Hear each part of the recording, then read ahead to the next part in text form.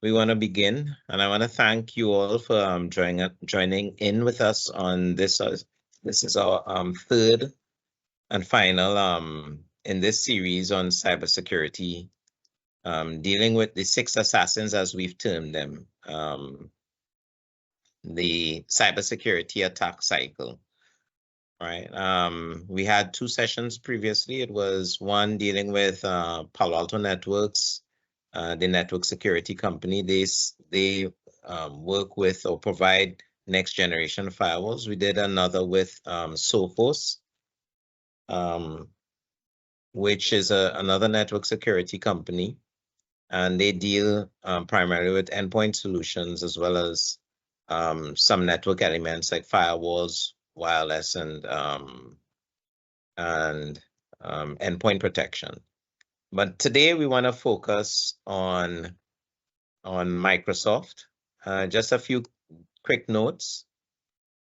So we are Icons Company Limited. That's actually a contraction. That's a name that we do business as, but our full name is Integrated Computing and Outsourcing Network Solutions, Icons Company Limited. A little bit of trivia there for you all. And who are we? We are an IT solutions provider and integrator. As some of you would have come to know and realize, we actually began operations in 2006. The company was actually incorporated in 2005, and we began operations a year later. So we've been in business for 18 years now, if my math serves me right. Yes.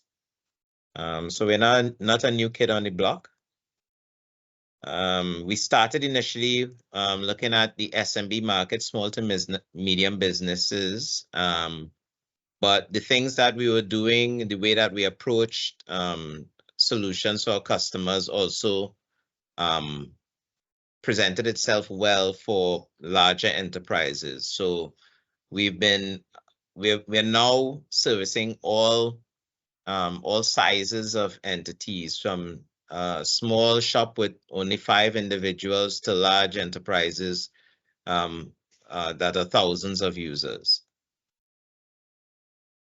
We focus primarily on core IT infrastructure, essentially ensuring that you have a strong foundation upon which to build your IT solutions. We have a focused, and we do have focused offerings.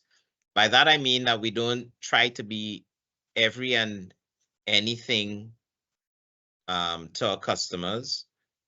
We do want to be advisors. We want to guide you along the right path based on our knowledge and our experience in the solutions that we do offer. But we're not going to present ourselves as someone or a company that has all of the answers, right? We also need to learn. We will also learn sometimes from our customers, sometimes from other entities that we have affiliations with, or even from our competitors. But we try to focus on the offerings that we present or provide to our customers and get very in depth with them so that we can give you the most out of these solutions. Here we see a timeline of our partnerships. We started in 2006 with Microsoft and Symantec, and shortly Symantec was then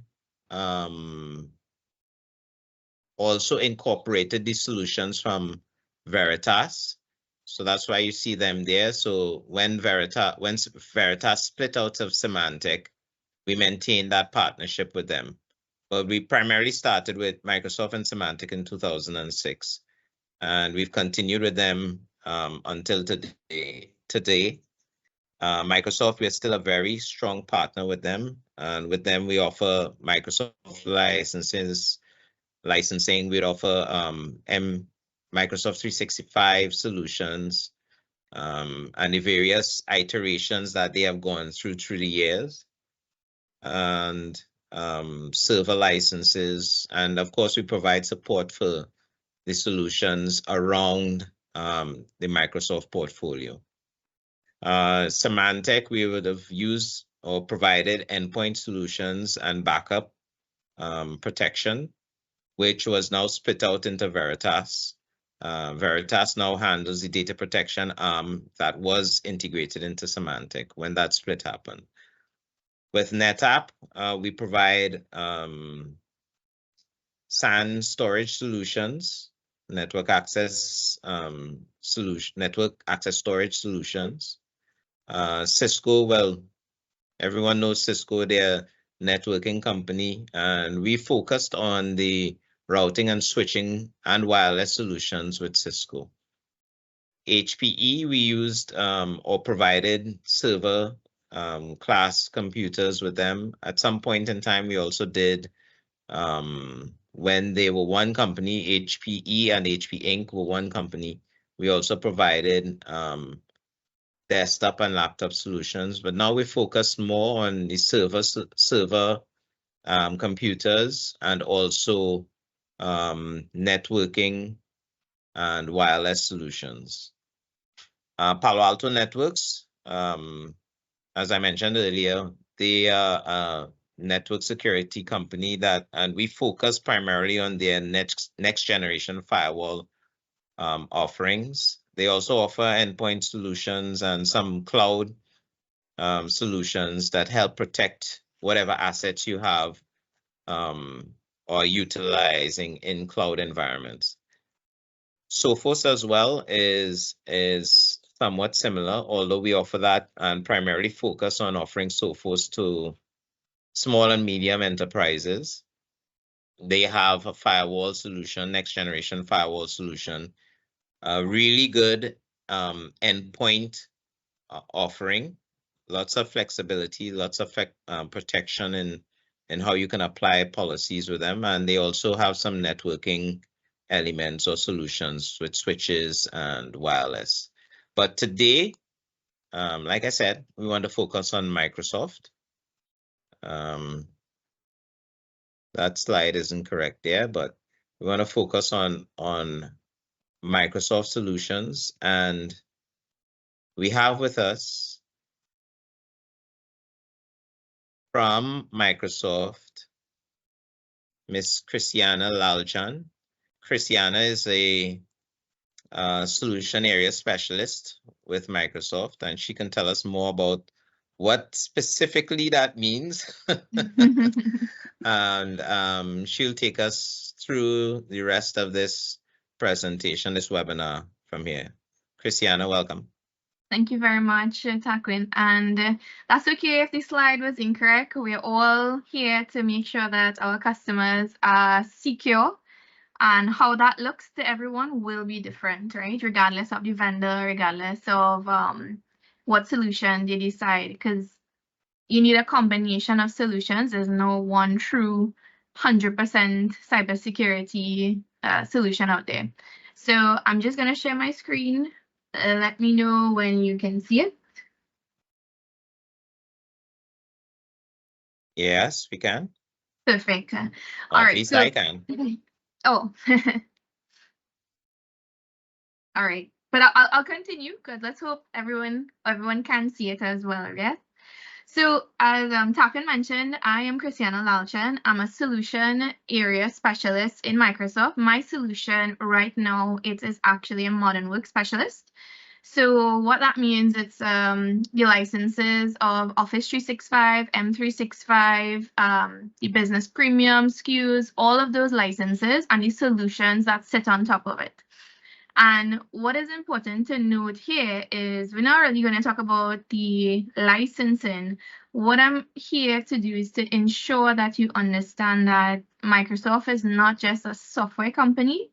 We have invested over $20 billion in the last 5 years in cybersecurity. So we are trying to be one of the toppest, and we are kind of top of it from the Gartner quadrant for our security solutions, right? I just want to go into a quick quote by Thomas Reid. And, you know, we are all aware of the breaches. And for those of you who did not pick up the accent, yes, I physically sit in Trinidad as well. So in 2023 was a very, very lucrative cybersecurity attack in Trinidad. Specifically, you know, those that reached headlines such as TSCT, PriceMart, Office of the Attorney General, SWRHA. They have all been targeted by attackers or bad actors, but they were successful. And that's what we're trying to prevent, that successful breach and the pain that comes with that successful breach. How do we remediate? How do you get back to that point where you have business continuity, ensuring that you have these solutions in place, not from a really reactive state, but a proactive state, and what that looks like, right? So this is to say we are not immune to threats that happening on a worldwide setting. And we need to make sure that we do not have the traditional approach where you restrict security from everywhere else except on premise. That's a traditional approach because that has been the traditional user.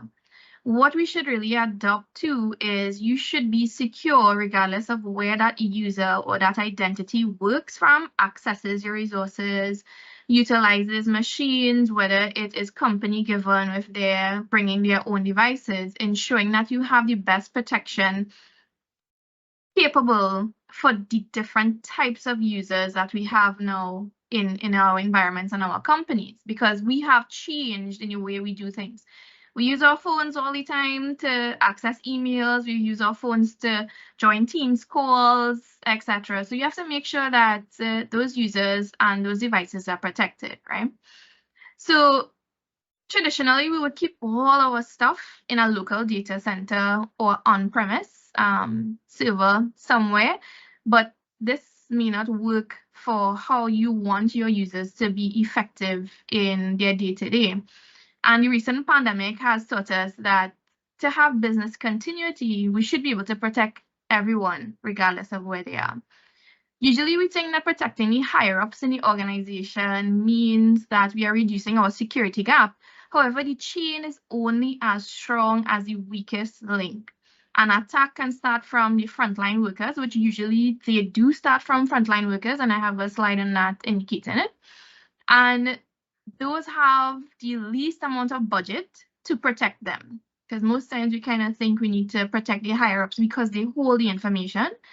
But there's something called lateral movement, where you would use the frontline workers to get a phishing attack. It will be successful, and then there's a lateral move in the organization to now reach the higher ups who has that financial information or just locking down based on ransomware, etc.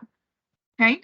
So bad actors know that frontline workers are more likely to be the best responders to attack, and they would use that to infiltrate your organization through this door, and that is not a good thing, right? So let's just see, or introducing our assassins, our 6 assassins.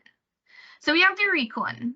So this assassin is responsible for gathering information about the target from both online and offline. So usually we would think that only online business can be attacked, and that's not the reality. Sometimes offline, the recon can get information about offline, and they could use that against your organization. So such things like your architecture, your security measures, devices, users, and data to identify vulnerabilities and potential attack vectors in your organization. So the recon uses things like scanning, sniffing, phishing, social engineering, which is a big one because a lot of us use sometimes company devices to go onto social media platforms, and that's not always the best approach or the best way to utilize these devices, right? And the recon then shares this information with the rest of their team, and that's how they develop how they're going to attack your organization. The transport assassin. Based on the data gathered by the recon, the assassin is chosen. This assassin is chosen to assault your network device or your system. The transport determines the methods or channels that the attacker uses to deliver the malicious code, and then it will send it through your phishing emails, malicious websites, infected USBs, network protocols, or even wireless connections. So the first two sessions that we had with Palo Alto and so forth, you really need that firewall, those next generation firewalls, as a physical layer, you know. You never should take that out of your defense. And that's carrying me back to my first statement, where there's no one true perfect cyber security technology that can protect you at all ends, right? It has to be a combination. And sessions like this will introduce you to the different technology, the different you know, vendors that can help you accomplish that and meet your needs, right? So I'll go into the exploit. This assassin is responsible for exploiting the vulnerabilities in your network. So things like your outdated software, misconfigurations, your weak passwords, your passwords that you set and you forget, so that one-time password that you use forever that doesn't prompt you to change, they will pick up on that and be like, this has never been changed. Most likely we can use the same password. And that's how we can get into the organization, right? Human errors are one of the biggest and most effective way for these assassins to get through. And there's only so much training you can give your users. There will always be that one person who will click on that email. There'll always be that one person who's using an infected USB to access files that they think are safe. So human errors is a big one when it comes to a successful breach. Even a simple thing as bribing a human, right? So we all think of it being a bad actor external to the organization. Sometimes, you know, these assassins could call up someone and a frontline worker and be like, I will give you 100,000 US to give me your passwords. And it has been done. There are cases in the UK, there are cases all over the world that it was successful because these persons take it, they give their passwords to these assassins, they leave the organization, not right away. They would probably leave in like a month or two and say they have another job. And you would never know that this person exposed your organization to sell your information, right? You would be none the wiser. And when the attack is successful, that's how the assassins will work against you, right? So the exploit uses the various tools such as the rig files, exploit kits to gain access to the network and compromise the security. And then once they are successful, they can infiltrate your network. Let's go on to the persist. So simple, the persist is the persistent one. They are just making sure that the backdoor that they're using, the other assassins have access to that and they could resume or escalate an attack, right?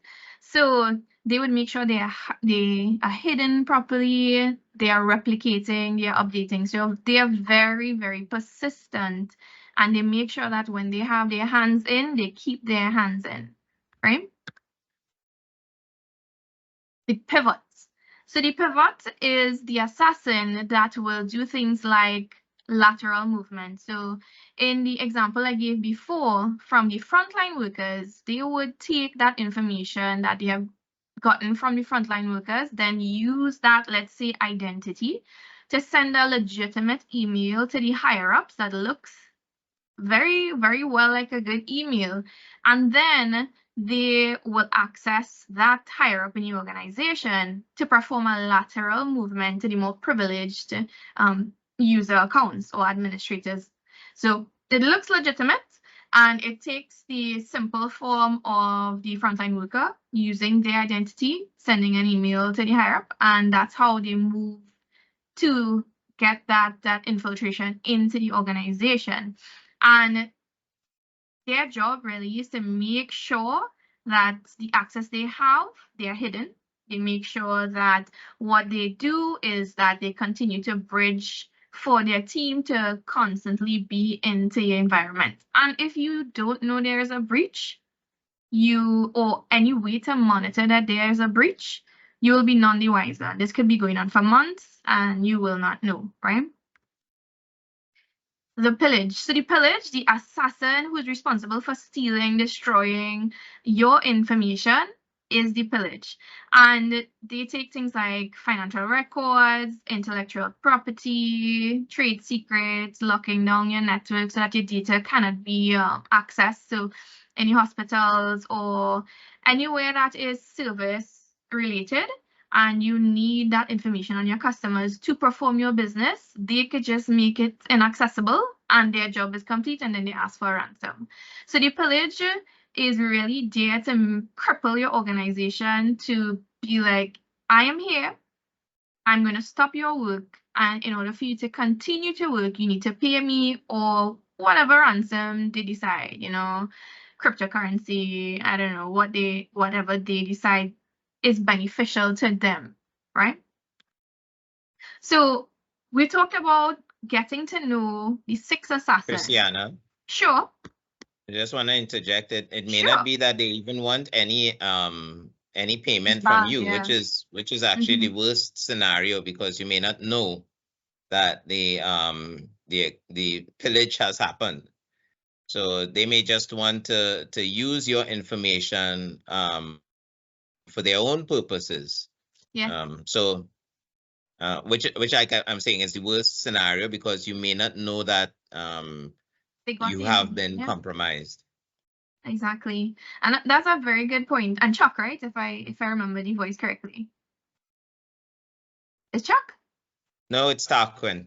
Tarquin. Okay, sorry, my bad. So yes, that's a very good point. And when I was actually in university, we were exposed, because I did a year in another school in another country, and some of these guys, they are bad actors in their own way, just to be malicious. Some of these students would actually try to hack networks just to cripple it because it was fun. So there are different types of hackers, bad actors, and their results or what they want from you is really different. But as Taquin said, we don't know what they're going to take the information for, and you may not know that it actually reached that point, right? So I'll go into the main threats to an organization. So phishing, of course, is a big one. And traditionally, we think of phishing as emails, but I'll go into a little bit more on the different types of phishing and how it has changed over the years.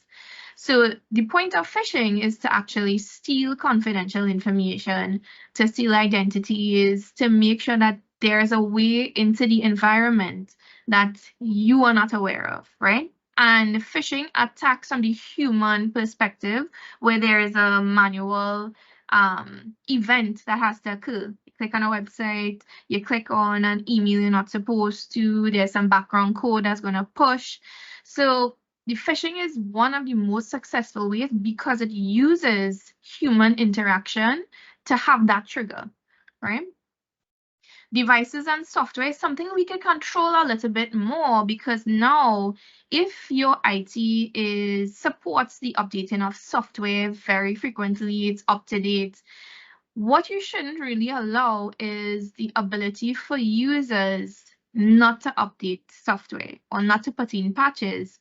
And I know sometimes it's difficult, especially for the users who are higher up in organization, where they always delay and they kind of push for you not to have that automatic update because it interrupts their current role or what they are working on.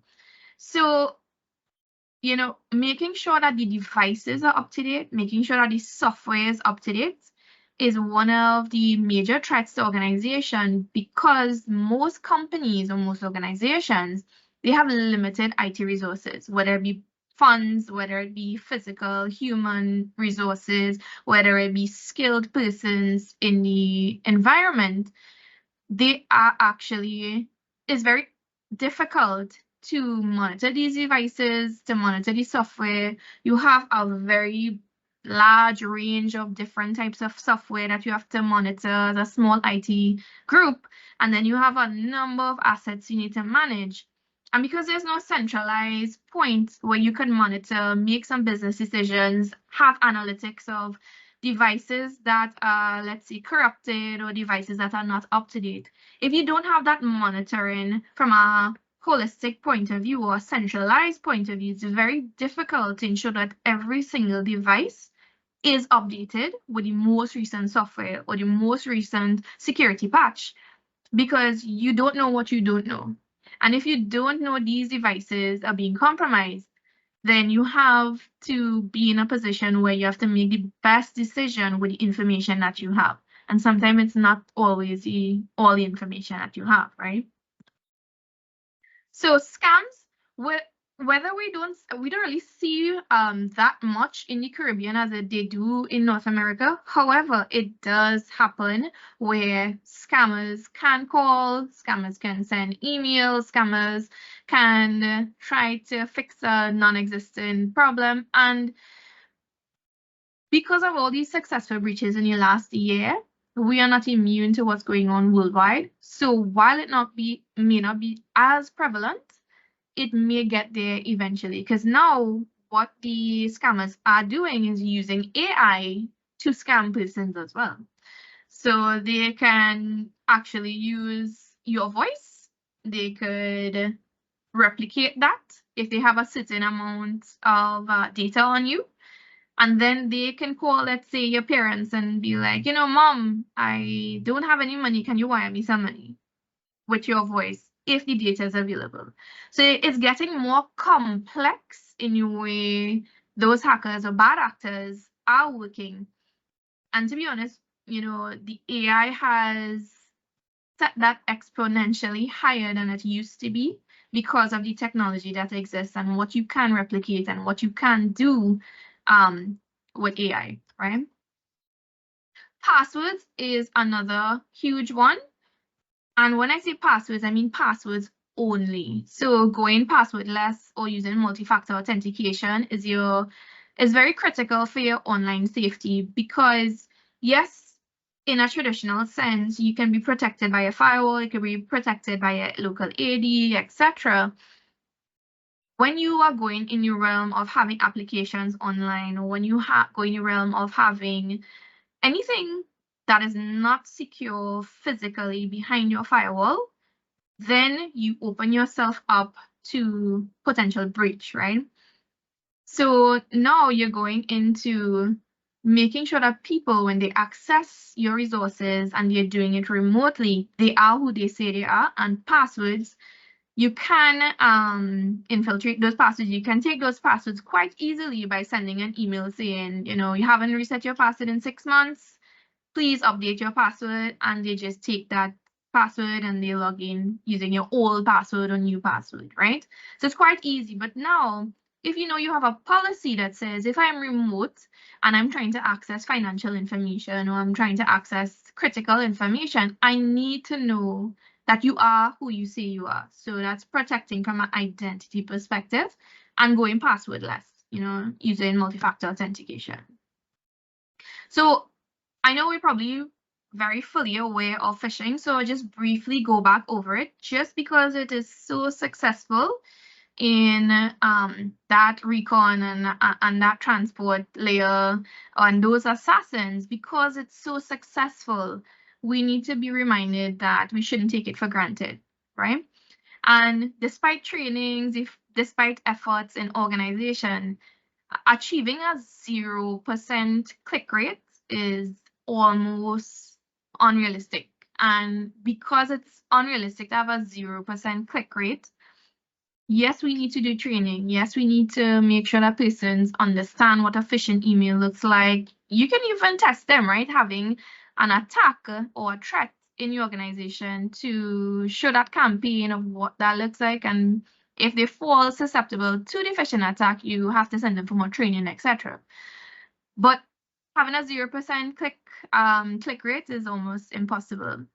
And regardless of this training, there is a possibility, or there's a statistic that says it's 30% of phishing emails are opened. And it's a likelihood of unintentional clicks or malicious links or downloads of malicious documents. And this is unbeknown to the user. They did not intentionally do it. So we have to, protect those users because they are susceptible to clicking on these emails, right? So we have spear phishing as well. So it's targeting a specific group in the organization and having that constant push to get them to respond, or anybody in that group to respond, to get their identity, or to figure out, how do I get that global admin right? Or how do I get that, HR professional link so that I can get everybody's data? So that's the spear phishing, where it is actually targeting a specific group. And then you have wheel phishing. While not very common, it still does happen, because sometimes as a big wheel in an organization, you have a lot of emails coming in, and you could potentially click on something that is not or it's a phishing email, because, for example, you deal with different vendors, you deal with different persons, you deal with different people all over the world, and you may think it's an illegitimate email because, let's say, an A was swapped with an E on the email address, and that's what triggered it. You tend to be multitasking at every point in time because you are constantly trying to tune things out. So you are actually, or this executive officer is also susceptible to phishing attacks, right? So types of ransomware attacks. So we have the stolen passwords and the unprotected identities that are in the organization. And the only way to know this is unless you have a holistic way of seeing all of this information. It's very difficult for IT to see who are the unprotected identities, right? And yes, you have controls, yes, you have policies, but we are all human. So unless you have an automated way of seeing who is not protected and whose password, let's say, is being stolen, or if there is someone is trying to use this identity and trying to log in 10 times continuously, that should trigger an alert, right? And based on a policy. So unless you're monitoring those things very, very effectively, then you may not even know if there's a stolen password, right? Missing or disabled security products. This is very common in IT. The reverse is that, where they disable security protocols because they need to troubleshoot something and they forget to put it back on. Configuring, let's say, servers, it's easy to put the same username and password on all the different servers, admin user, admin password. So disabling those security products and then not following your security policy when it's convenient, that is a big one as well, right? Misconfiguration or abused applications. So this one kind of speaks for itself, right? Where you have abused applications and unauthorized applications in the environment. And it goes back to step 2, where you have disabled security products and you don't have that management to know what is on those devices, that mobile device management, or MDM, that is on your devices. You don't even know the applications from a mobile application management perspective. You don't even know what applications these users have on their devices. That is a big one too, because now they can click on something in the application as a third-party application that was not approved by the organization, and that's how your 6 assassins will move in the organization. By that simple security gap, they could use that, right? Slow patching is a big one as well, with a caveat. You need to have slow patching depending on what application that you have, because it could cripple you updating something on your software that you're not ready for. So I agree with it, but also with a caveat that yes, there's a time and place for everything with regards to updating software, especially from a usability side, especially from a security side. So there must be a middle ground. You always must have your risk assessment for updating the software and making sure that you put things in place. If something breaks, you can roll back. So you have those policies in place to make sure that yes, you have the most up-to-date, but it happens in the best way for your organization, right? So I want to go into a simple slide on what an attack or successful attack can look like in an organization, right? So you have the recon, which we went through. So they will come, pull information about your architecture, they will pull information about your organization. And then let's say we're going to go with a phishing attack. So the successful phishing attack, with a successful phishing attack, they either open an attachment, they click on a URL, they browse to a website because it was successful. And then your identity becomes compromised unbeknown to you or the user, or if you're not monitoring it from an IT perspective, it's unbeknown to you that now the identity has been compromised, the device has been compromised now, and they can now have that lateral movement into the other accounts without anyone even knowing anything. Yes, your antivirus will bring up some things. Yes, your firewall could prevent something. But if it does have a breach, right, how does that look for your organization?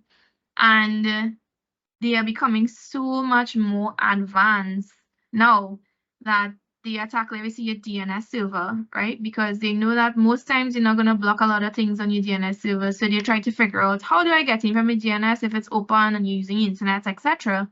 How do I get into your organization through that route? And they will try and try and try until they eventually get through, right? One of the big things here is the persistent assassin. So he is going to make sure, or they are going to make sure that they stay there once they have gotten into that privilege account. They're going to make sure that they're there to do or to have more havoc in the organization because they don't want to be kicked out, right? They don't want you to change your password. They don't want you to change your policies. And then the pillage. So as Tarquin mentioned, that looks different for every single attacker on what can be beneficial to them. So in this case, in this example, it's exfiltrate the data out of the organization or even corrupt the data, hold it at ransom. But that's what the pillage is there for, to make sure that if it's successful, that breach is successful, we get what we want, right? An important thing that I want you to notice here as well is if you have multiple points of monitoring, as well as a manual response to any type of breach, that could be crippling to your organization. We want to be in a proactive state where even if there is a breach, let's say in each phase of the MITRE ATT&CK framework, if you don't kill that event, if it goes all the way to the end, even if they exfiltrate the data, let's encrypt our data to make sure that even if they take it, they cannot read it, they cannot do anything with it, right? But if you have multiple points of monitoring and every time something happens or you have a potential threat, you need to log into multiple applications and multiple monitoring portals, let's say, how are you going to correlate that information from clicking an email, identity gets compromised, or your device gets compromised? You have to go into log into that IP address. Then you have to go see, was my user password stolen? Who has it? Okay, let's manually prompt this person to change their password, and then let's hope they didn't have that lateral movement in the organization. So there's a lot of a hope and a wish, and I hope I get through. And suppose that happens, let's say 10 o'clock on Christmas night, where we are not actually manually monitoring your network, or you have one person on shift, and that's when they choose to attack. How are you going to remediate something like that when you have to correlate all of this information to make a report or to even start to react to a threat? And it takes weeks, sometimes even months to recover from a compromise. And we need to get to a point where the system or the technology works for us and we don't have to work hard to remediate some of these things or even prevent, because the point of the proactive is to prevent all of these things. And now that we know what all 6 assassins do, and what are they responsible for, now we can kill them, that's a bad word, but now we can go against them at each stage of the cyber security attack, because you know what they need to do. They all need to accomplish their task to be successful. So let's make sure that doesn't happen in the environment, right? So I'm here to say, well, how can we help you? Icons, myself, how can we work with you to make sure that you can work against these 6 assassins? I'm going to introduce it to one of our frameworks. It's called the Zero Trust Framework, right? And traditionally, what we see in the environment is that we should lock everything on premise, and we should have that restrict to a secure network at all times. Don't get me wrong, your firewall 100% is very, very important.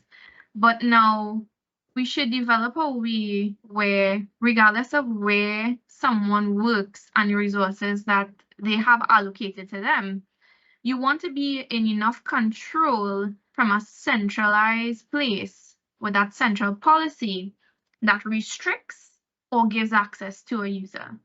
And we have to think about it that wherever someone works, they should always be protected, right? We're shifting the role of security a little bit from restrictive to, yes, enabling business, because you want your users to be effective, but also be backed by security. Never compromise on security, right?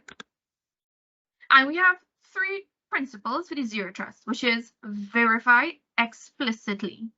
And what that means is that you always authenticate and authorize based on all the different data points that you have available for a user. So the user's identity, where they are working from, which is their location, their device health. Is that device actually compliant? Is it healthy? The workloads that they are using or accessing to, because you don't want someone in HR to be accessing financial information, right, from a finance department. Those workloads kind of don't correlate unless you, let's say, have a CFO that's also doing HR or that exception. But generally, you wouldn't want those 2 workloads to work or have that HR person accessing finance, right? So you always validate based on the service or the workload that that user or identity should have access to. The data classification of those files, making sure that the sensitive data that is being accessed is classified properly. So your confidential information, general information, anything with like credit card information should be confidential and restricted based on that classification. If you don't have a data classification policy, I urge you to consider having a policy, and that policy shouldn't be a static one. It should be an ever-changing document that tells you how do you handle with personal information, company information, and your policies should guide those users and the information it's trying to classify on that centralized policy, and it should be updated fairly frequently, right? Another data point for verifying will be anomalies. So detecting any unusual behavior. So if I'm logging in from an IP address in Trinidad and let's say 20 minutes from now I'm logging in from the UK, that's kind of a red flag or should be alerted. But also I have always been accessing HR policy, HR files, and all of a sudden I want to access financial files. That should trigger alert because it's a behavioral or pattern that is not normal, right? So understanding that and making sure that these persons need access to the resources, that's very important. Always using the least privileged access. Don't go from giving everybody what they want.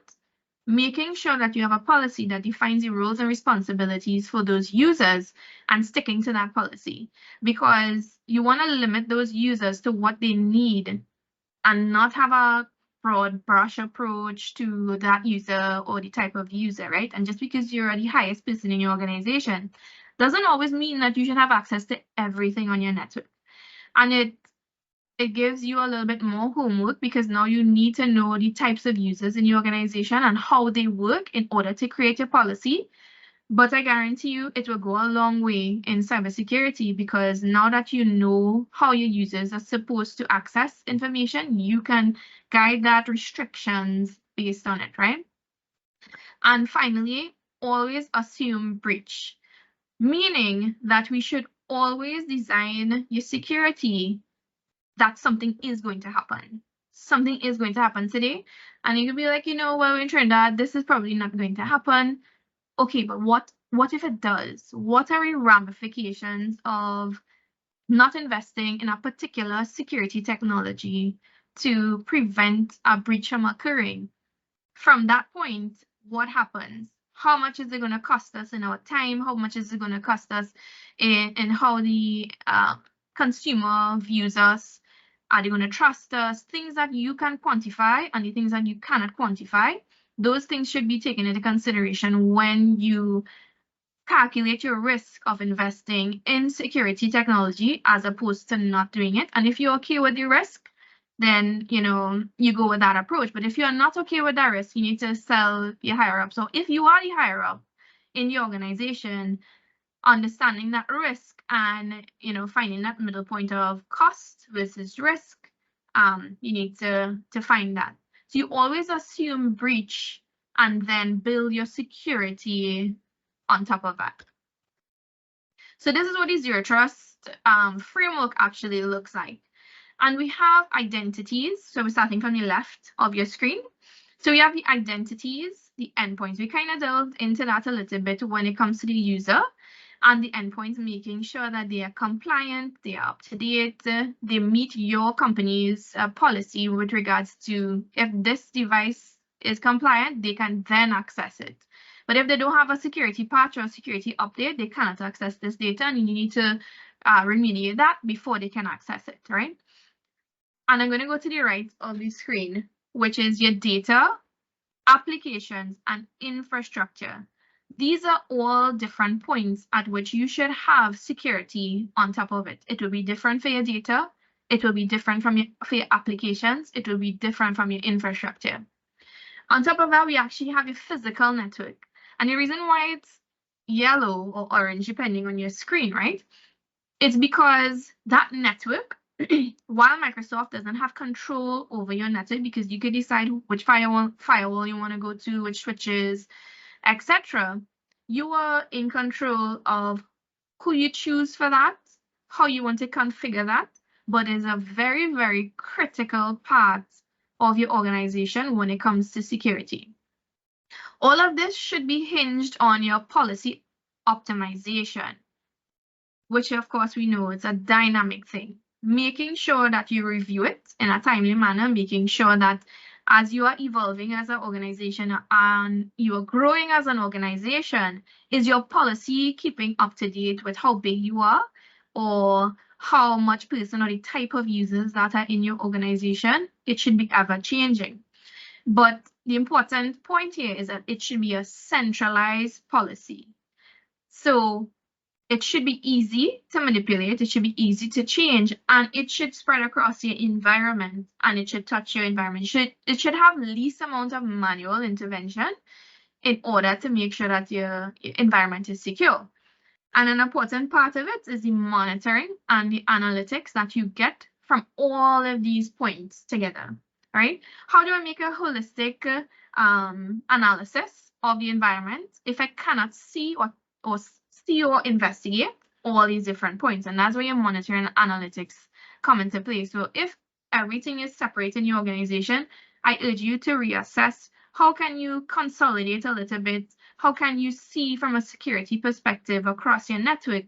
So now you can make some more informed decisions on how you're going to reach that proactive state as opposed to a reactive state, right?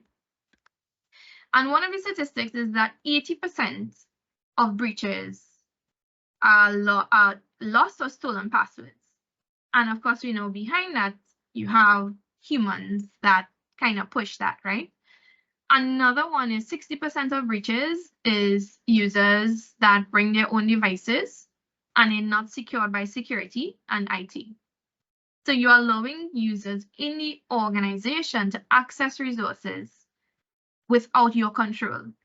And we don't want that, right? Because we want to make sure that those devices are secure. And some, I work mostly in government, in a government space, my customers, general customers. And they always say, our customers don't want us to put, our users don't want us to put anything on their devices. So most times the answer to that, or the answer I give to that is, well, if they want to work from home or they want to work from their devices and they don't want you to put any protective mechanisms on those devices, they need to be in the office. So they will decide very quickly if they want to be in the office or they will put this protective mechanism on their device, because they now are assessing whether or not it's more important for them to work away from the office or they have to come into the office every day. But do not have these devices accessing your network if it's not secured by your policies. And you should make sure that they are not taking information out of your organization. And if you have no visibility of that, you should try to remediate that as well. So sorry, Krisianna. Sorry, go ahead. Yeah. Chuck here. I just want to interject shortly, please. Sure. Back on the other slide. So one of the things that I always talk to customers about would be ensuring that your devices or the devices that you're allowing to connect to your network are known devices, right? And by that I mean devices that are registered into Intune, for example, right? And maybe coupled with a conditional access that says if you're trying to access assets, it has to be from a known/registered device, right? But in addition to see, because for example, a BYOD device, yes, IT can register that into Intune. It becomes a known device and it's allowed to access, right? But I think one of the critical steps that I myself actually overlook is ensuring or advising customers as well that even if you're registering a device into Intune, we do need to take the necessary precautions to ensure that the health of that device as well. Right, so it's a good point that was raised here. That like I said, I myself actually overlook mentioning that. Right, so just want to make sure that everybody really hones in on the importance of that. Even if we're allowing a device and it's a registered device and known by Intune, we do want to make sure that the health of the device is up to mark. Yes, correct. Yeah, because you need to make sure that there are no gaps. You're not creating gaps unnecessarily in your organization or in your environment that could be a point for entry, right? So that's a good point as well. And I know we didn't want to go into the product. I didn't want to go into the product, but that conditional access is very important, or a very big function when it comes to security, because it allows you to block or restrict or allow access with a click of a button and a policy. And once you have that configuration on the back end, then it makes it so much easier for monitoring and administering your security mechanisms from a centralized place, right?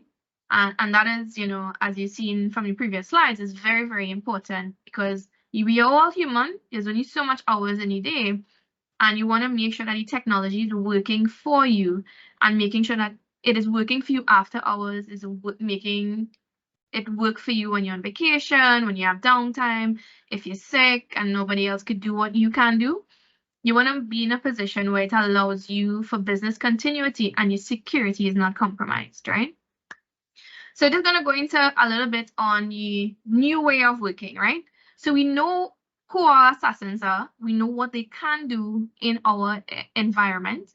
We spoke about the Zero Trust Foundation and how it could protect against those 8 points in your environment. And we know that 80% comes from identity theft, and then 60% comes from non-compliant devices. So that's where you would start to protect. You want to make sure that your identity is protected, right? And it defends you against the multiple platforms.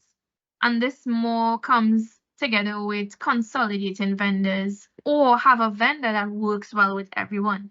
So even though we are Microsoft, and you think about Microsoft only being Microsoft products, we actually work well with other vendors. Even our competitors, we work well with them because we want to make sure that you are secure in your infrastructure, because we just want to make sure that you are not compromised. Your business is your money, and if your business goes down, your money goes down, and it's not good for anyone.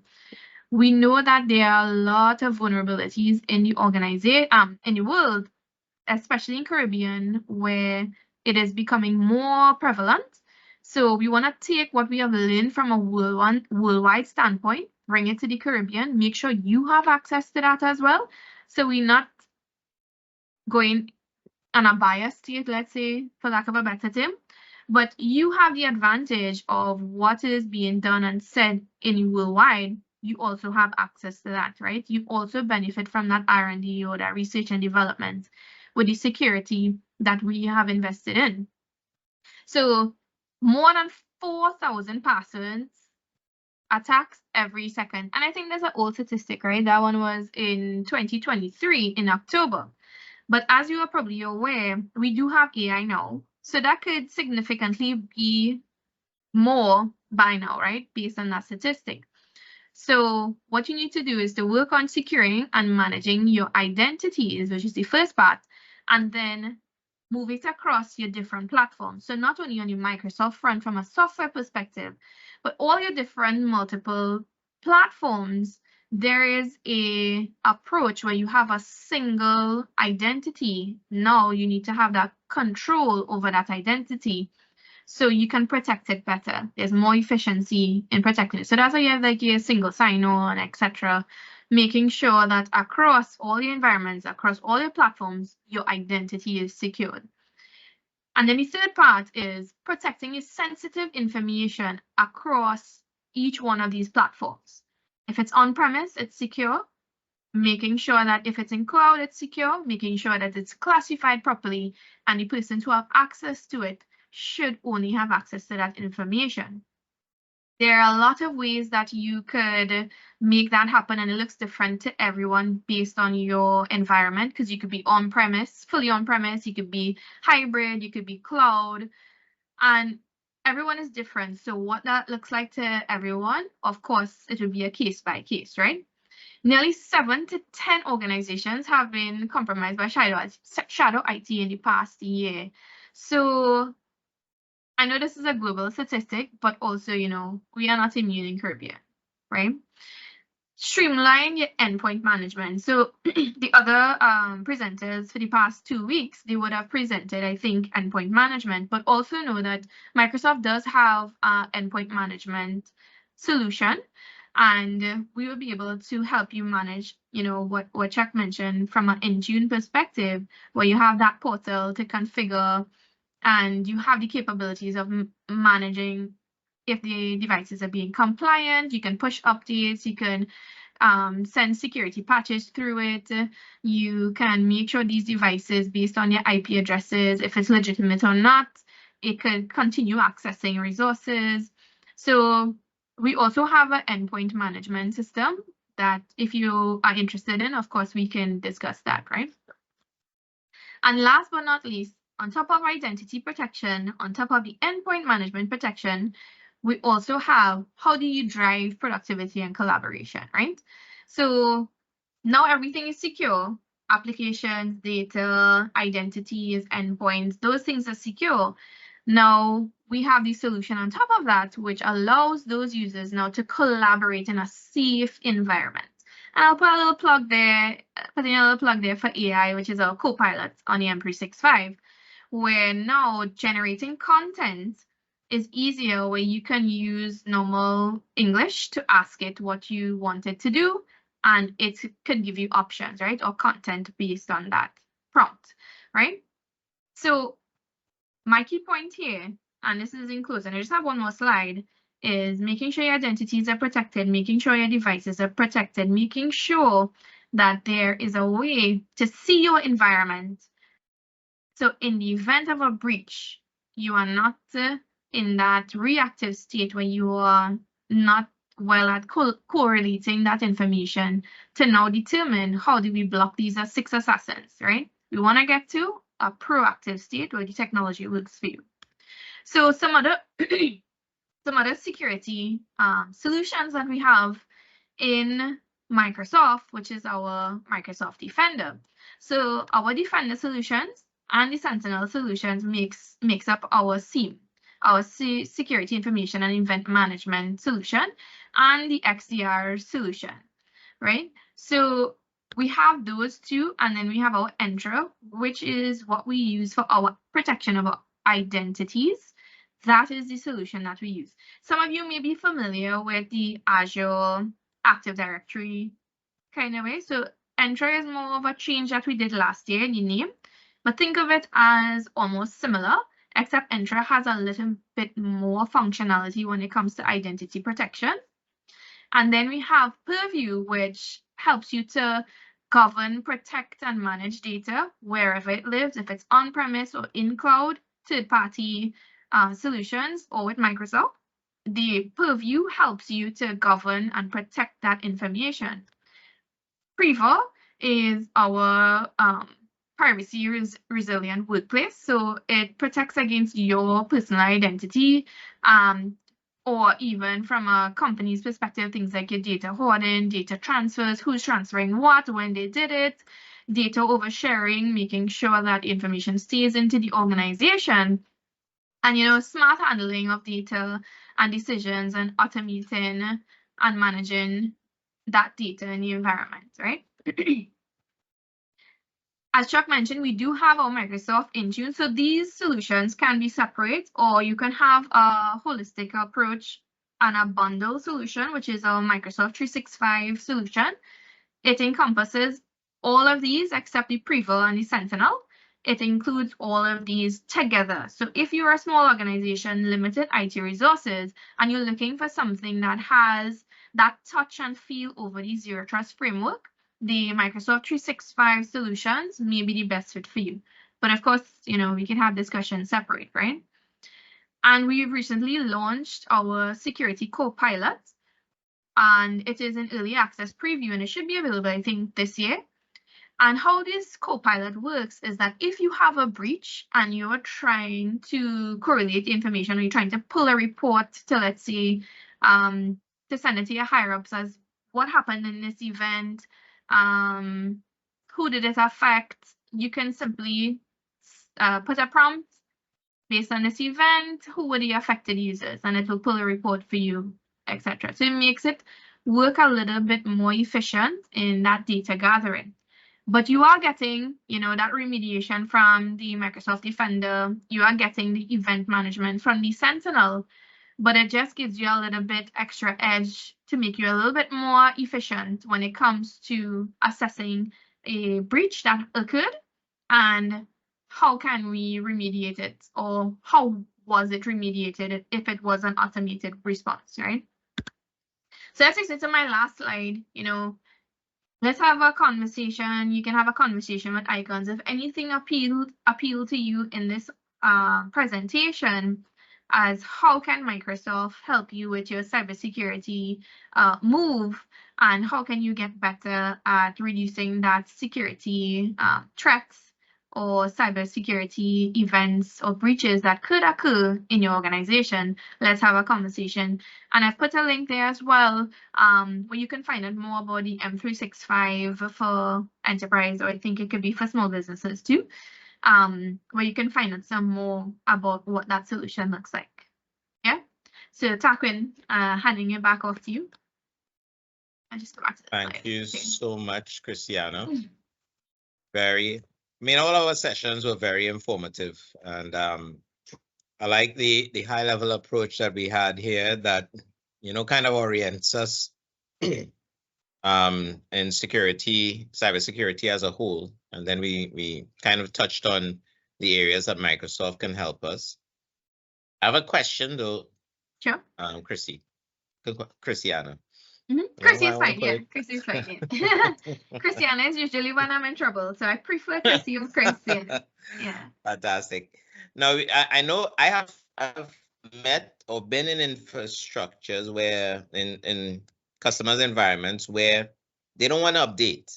They don't want to update their their servers, or because they have applications that are running, and the applications don't run on the newer versions of Microsoft, for say Microsoft Server.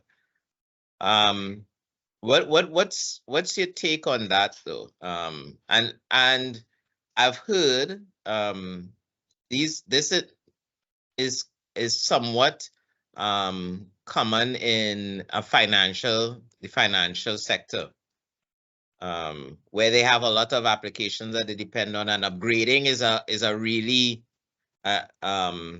meticulous process. Right. So you mentioned having your endpoints and your infrastructure updated frequently to address issues like patches and patch deficiencies and so forth. What do you say for those types of environments, or customer who has a very slow patch rate? Or Yeah, so my take on it is you have to analyze your risk. What is the risk of not moving forward? What is the risk that you expose the organization to? And only you will know what that looks like, as in the organization will know, right? Because it is simple as driving in your car without your seatbelt. What is the risk of that? You potentially get into an accident, and Right. you something could happen, but your reverse could happen. Nothing could happen. I could drive down your road with all my seatbelts and absolutely nothing happens. But what you run your risk of in those applications is making sure that it is up to date with the security. And Microsoft has a way of being the government in that situation, where sometimes it will reach a point where you have to make a decision. It's either you update these servers or you run it as is, and you have that risk. And what I mean by that is, you would see in the environment that some things become end of life, they become end of support, and then you move. And we don't do that just because we feel to.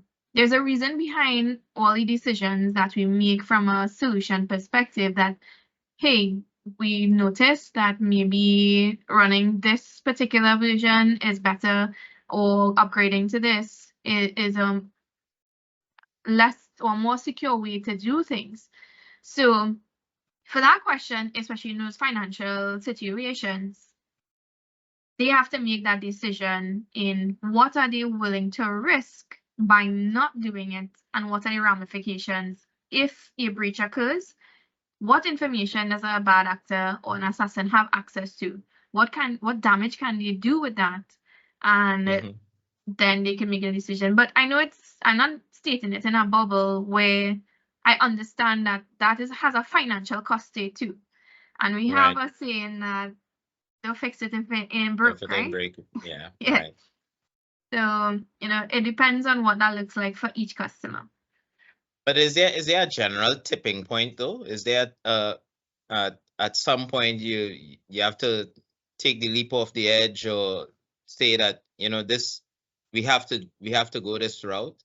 And is there some industry guideline, general industry guideline on that? So don't be more than 2 years out from what is current, or a year out from what is current. So is there some? I know Microsoft's take on it is you have end of life software. So based on that, you essentially don't want to be stuck with end of life software. Yeah, correct. But is there more international standard? Yeah, is there something less more voluntary than that you can apply across the organization than Microsoft I don't want to say forcing Microsoft saying that your stuff is end of life, and that now becomes a risk because it's end of support? Yeah, so I don't have a actual industry specific statistic for that, but from experience over the past 10 years, usually that happens when there's a breach.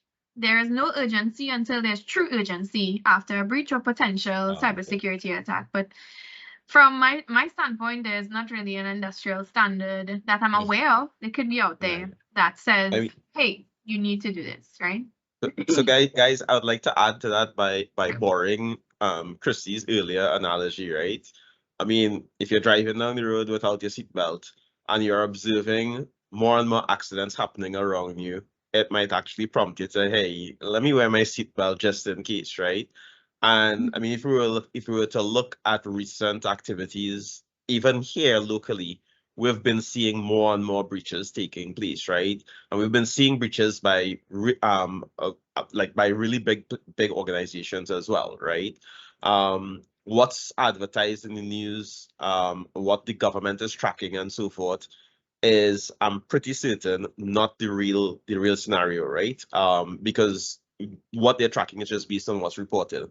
I'm positive that there are hundreds more that has been breached and not particularly reported. So the reality of the situation is more grave than we're really seeing in the news, right? And I think that's prompting us enough to say let's wear our seatbelts, right?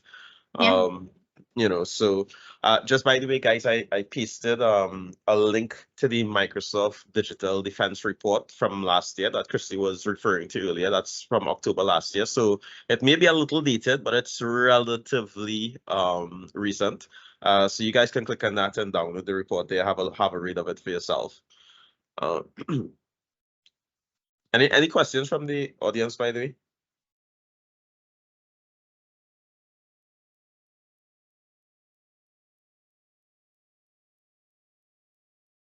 If none, I have a couple more. Maybe Mhm. maybe it'll jumpstart some discussion. So talking Um, before you jump Go into ahead. that, please, if I may again, one of our customers recently asked us about the new government initiative with the tax exemption for investing in cybersecurity. I'd like to say that while we do not currently have much specific information on it, because we inquired and the response from someone at iGov was that they're still kind of finalizing and sorting out the finer particulars about it. And when that's made available, they're supposed to be publishing that to the public.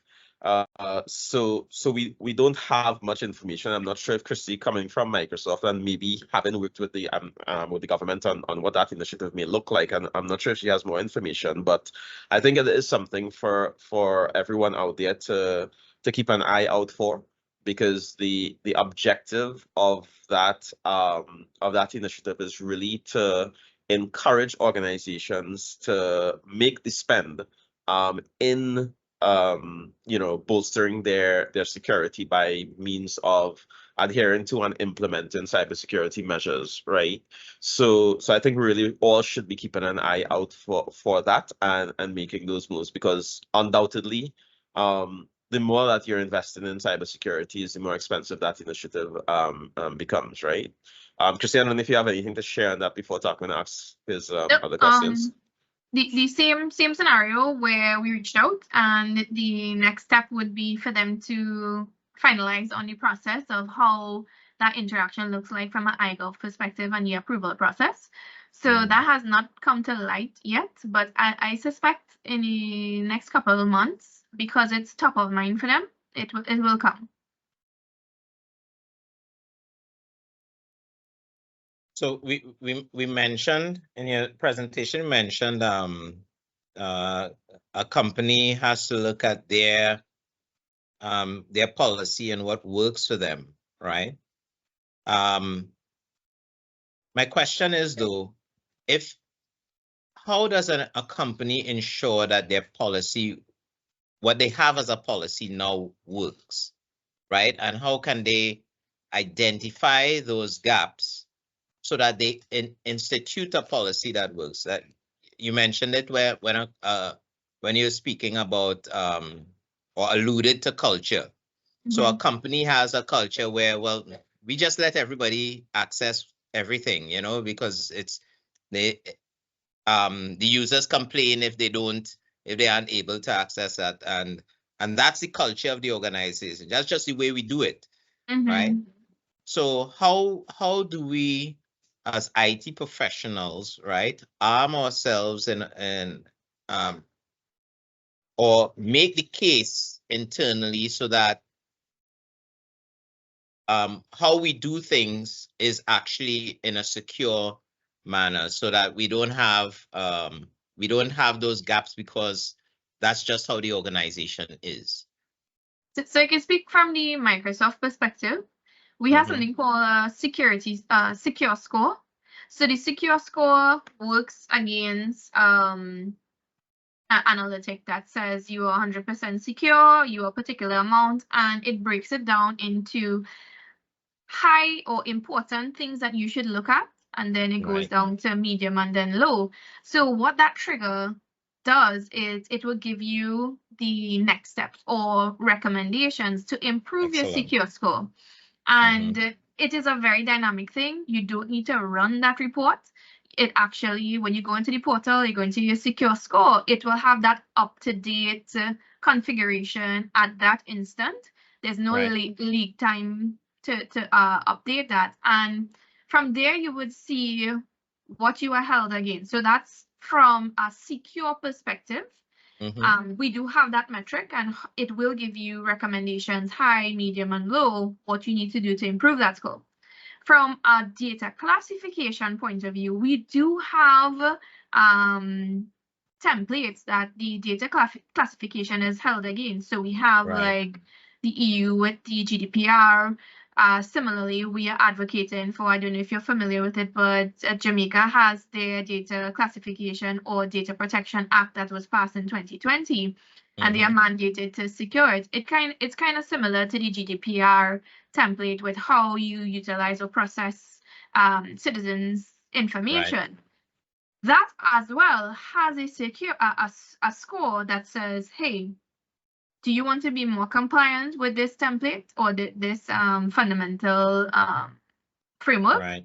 Then you need to do X, Y, and Z to become more compliant. So it gives you that. And that goes back to the monitoring and the analytics point, where first question you have to ask yourself is, yes, you have a policy that is on a document somewhere signed by somebody, but how are you so sure from an environment perspective it is actually being adhered to? Because if you can't see it, you have no idea. Correct. Is there anything in that that I, as an IT professional being part of this organization, is there anything that we need to have in particular to access the secure score? Yeah, so that has to come from the licenses. So it comes up, I believe it's all the licenses from the Business Basic Standard Premium, as well as the O365, M365. It comes with that inherently. So when you have that license, you will already have that access as well. Fantastic. That's great to know. Just to add, so secure score before, we actually had to run a specific report to get a secure score. Now it's actually just visible. But yeah, it's dynamically visible in the back end. And so we've actually shown some customers their secure scores already, and kind of like ran through with them what it takes for them to move from where they are to higher levels in the secure score ranking, right? Obviously, we'd look at so if you just have, let's say, for example, a business basic or a business standard, we'd look at implementing all of the measures that you can within the confines of that particular subscription to elevate your secure score. And then moving beyond that would mean having to maybe subscribe to a higher level like Business Premium, because you have to turn on those particular features and enable and configure those features in order to elevate your score even further, right? But at least what we try to do is help customers understand where they fit within that secure score rating. What's the most that they can do based on the subscription that they have, and then help them understand what else they can achieve with moving on to a higher subscription. So here's a little bit more difficult question. So if I'm not subscribed to one of those services, is there a way that I can leverage the information from a secure score outside of that? Is there so maybe I'm still looking at some of these decisions with regards to going to the cloud or using M365 and so forth. But I'm really interested in the capability that comes, or the information that comes, visibility on my security posture that can come out of a secure score report. Is there some way other than that I may be able to leverage that? For this one in particular, no, the answer is no, because you need to have that identity, meaning your username, your password configured, and then what the portal does is it sees from an overall perspective how you're utilizing it.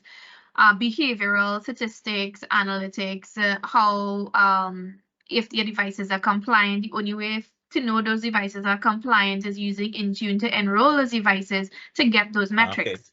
So it needs to touch that. But from a non-Microsoft perspective, I believe that the only way you can really do that is by doing an assessment, right? Because if you don't know what you have and you cannot see that from a monitoring perspective, you may only have that static option to do an analysis, especially if you're now going to start to improve on your security. You have to have a starting point or your baseline. To get that baseline, if you don't have those tools or that single pane of glass, you will now have to run an assessment in a static way, do it for, let's say, for 2 weeks, see how those users are behaving, see how those applications are behaving, and then it will give you a report. Yes, it will be in the past, meaning it will be 2 or 3 weeks behind, but at least you have a baseline from environment or security posture perspective, and then most vendors would give that recommendation how to improve that based on a particular framework. So let me also add that while there are 30-day trials that's available that would allow you to maybe kind of like explore what some of these advanced security features could look like and so forth, it's still difficult to actually get a proper secure score assessment, because as Chrissy said earlier on, you really need to be, it needs to be integrated into your environment, and there's some measure of discovery and so forth that takes place before secure score can actually be I guess tagged to your tenant, right? So a trial would help you to kind of get your feet wet and see what's available to you, but it's still not really going to give you a proper assessment. Correct. Okay. Great. That's I think that's very useful information to have to help us get ourselves up to a point where we have a better security posture. Icons can help as well in helping you access your secure score. So those are things that you can reach out to us about if you have a M365 subscription, or subscriptions that will allow you to utilize and leverage upon the secure score tool. Chris, you spoke about policy optimization, right? And having to review your policy. Is there a recommendation on how often that should happen for an organization? How often from a standard perspective, or industrial standard, I don't really have that statistic on hand, but it depends on the position or the transition in which you work, right?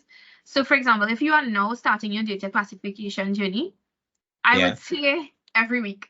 Or have a meeting about that every week until you have reached to the point where you believe that whenever somebody creates a report or creates a file, it's classified automatically in the way you want it to work, or if it's a manual way that the users are trained to do it effectively to make sure that those files are classified. The secure score as well will have that part for the data classification. Hey, I see a credit card number here. You need to relook this policy, etc. So that ties into the secure score, as well as the data classification templates. Like if you use GDPR, or if you use whatever standard that you're going to use to base that classification on. With regards to reviewing the policy, it depends on the industry you're in. If you're in the financial sector, of course, you don't want to go an entire year without relooking at, especially if you have major breaches like how we had in Caribbean or Trinidad in 2023. You want to revisit that as soon as you see, even if you're carded for 6 months to review, if you see that attack, it means that they have been successful breaches. How have they been successful in this? How can my organization be prevented or can prevent that successful breach and what that looks like? So, you know, in TSCT's case, they had the information on the black market, etc. How do I encrypt my data, or how do I, even if it's exfiltrated from the organization, making sure that it's encrypted so that nobody has that decrypt code. So even if they get the information, they can't use the information. So it all depends on the journey you are in. And if you are very mature in your security posture, I'd say every 6 months, right? Or every quarter. But if you're starting out, weekly, for sure. So Chrissy, one of the things that we've noticed is common across many customers, and you spoke about data classification earlier on, right? Is that many customers aren't actually sure of how they want to classify data or what their data classification is to begin with, right? And so we always say that, you know, I mean, we can provide some guidance on that, but obviously we can't classify your data for you. You do have to have an understanding of what your data is, what is you know, highly critical, what's low sensitivity, etc., etc. Any words to the audience on you know, how they go about maybe trying to classify their data to make that journey a little bit easier and, you know, adhering to such policies and such? Sure. So we do have the standards. So your GDPR, your other, I don't know, I usually just know that one most known. However, there is a type of license that Microsoft does have where we have trainable classifiers. So in a scenario where you say, I use credit card information, I use IDs, right? And some of my customers, they send their ID card number or they send their ID picture or the DP picture. You can actually have a classifier that says if you scan all of this data and there's an automatic classification or a trainable classifier that when it picks up that information on these documents, it automatically labels it as classified. So now you don't have to physically, manually just go through each document and classify those. The technology exists where once you have that policy or once you have that criteria, like a passport number, you can actually have a trainable classifier to identify that in a file. You turn that on and it will go through your entire environment. If it can see your on-premise data file storage, it will go through the data. There's a light client on those servers that will scan those files and classify it based on your criteria. So the technology exists, but the question that always comes up, though, Chuck, is how much is it going to cost me? And again, you kind of weigh the risk versus the value it gives your organization, etc. So if you don't know where to start, there are templates created on M365 that you can just turn on and it will do it automatic for you. If you have one specific for your industry, specific for your organization, you could create one using a trainable classifier. And then you train the model to look for the information and classify it based on your policy. I don't know if that answers your question. Yeah, and we've actually done that with some of our customers already. So I just, you know, just wanted to bring it up there for everybody's attention. Thanks. No problem. So guys, you see, there's a lot to offer in M365 apparently. There's a lot more than it's more than email. Yes. If you have any queries, of course, you can send to sales@myicons.tt. I want to join Microsoft now. See what you've done to me, Chrissy? Very good. So sales@myicons.tt. Be sure if you have any queries or any questions to send it to us so that we can follow up with you regarding those concerns that you have and that information that you desire. All right, so I think we want to close off now, and I want to thank you again for taking the time to be with us, and hope to hear from you all in the future, very near future. Take care, everyone. Thanks, everyone. Have a good day. Bye.